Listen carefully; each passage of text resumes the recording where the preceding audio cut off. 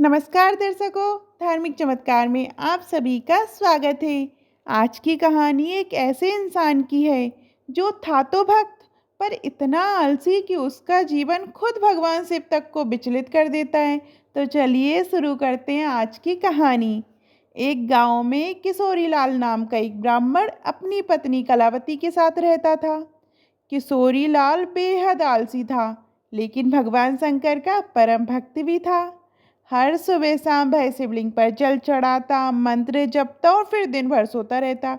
उसकी पूजा में श्रद्धा थी, पर कर्म में शून्यता। पत्नी कलावती रोज समझाती, सुनते हो जी, खेत में फसल तैयार है, जानवर चढ़ जाएंगे या कोई चुरा लेगा, जल्दी जाकर काटो। आते समय सरसों का साग भी लेते आना।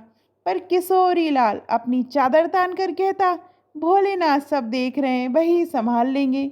कलावती को गुस्सा आता, पर फिर भी वह घर का काम करती रहती। एक दिन गुस्से में आकर उसने किशोरी लाल पर पानी डाल दिया। दोनों में खूब कहा सुनी हुई। किशोरी लाल सीधा मंदिर चला गया। वहां जाकर उसने भोलेनाथ से कहा, हे प्रभु, मैं तो आपका भक्त हूँ, फिर भी मेरी पत्नी मुझे ताने देती है। आप ही बताइए, मैंने क्या गलत किया है। कैलाश में माता पार्वती जी ये सब देख रही थी। उन्होंने भगवान शंकर से कहा, ये कैसा भक्त है आपका, पूजा तो करता है पर जीवन में कोई कर्म नहीं करता। भगवान मुस्कुराए और बोले, प्रिय, सही समय आने पर मैं स्वयं इसे सिखाऊंगा कर्म का महत्व। उसी रात किशोरी लाल जी को एक सपना आता है। उसमें भगवान शंकर प्रकट होते हैं और कहते हैं, हे भक्त, भक्ति तब तक अधूरी है जब तक उसमें कर्म का संग ना हो।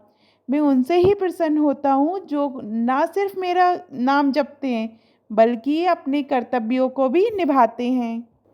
उठो, खेत में जाओ, मेहनत करो, वही मेरा सच्चा प्रसाद मिलेगा। सुबह होते ही किशोरीलाल चौंक कर उठता है। आज पहली बार बिना कहे खेत की ओर निकल पड़ता है। पत्नी कलावती भी आश्चर्य में पड़ जाती है।